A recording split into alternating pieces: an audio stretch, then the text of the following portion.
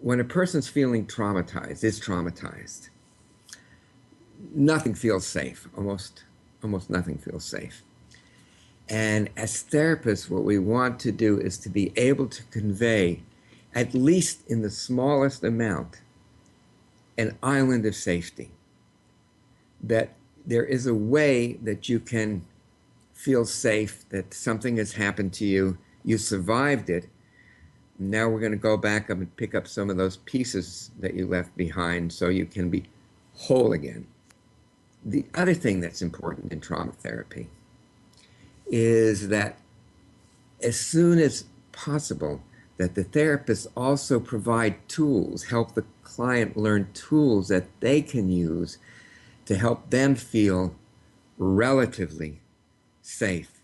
Because if the only place they feel safe is with you, the therapist, then when they leave and then they start feeling, horrible again, terrified, helpless, then sometimes, very frequently actually, they'll kind of shame themselves, what Fritz Perls called the top dog, because you're not able to, they're more dependent, they're completely dependent on the therapist.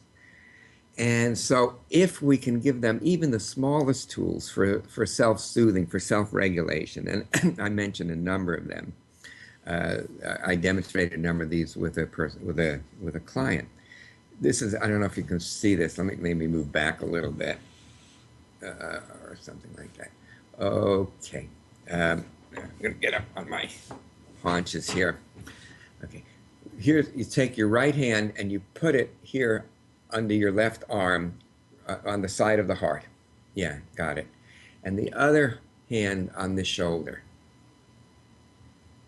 And just to get a feeling, Ruth and everybody else who's watching, what this feels like, what the sensation is like, not just of your hands, but of what's going on inside of your body. Most people report a settling.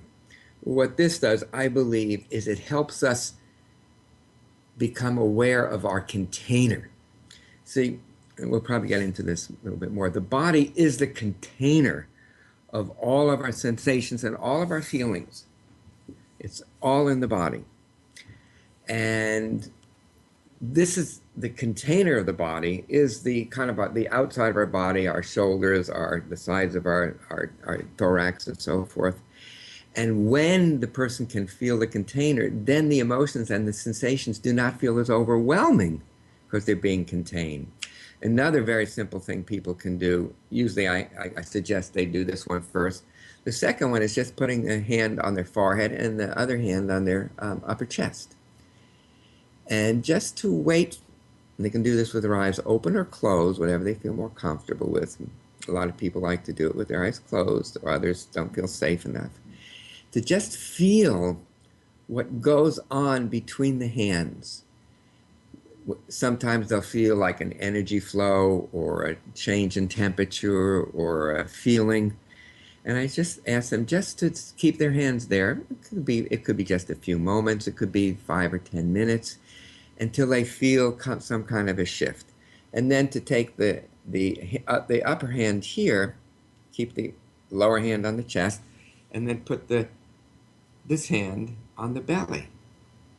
And again, just wait until there's some shift, till there's some flow. And sometimes people, if they're unable to sleep or they're afraid they're going to have nightmares, if they do simple things like that, they fall into sleep much better, and often the dreams are much more useful dreams.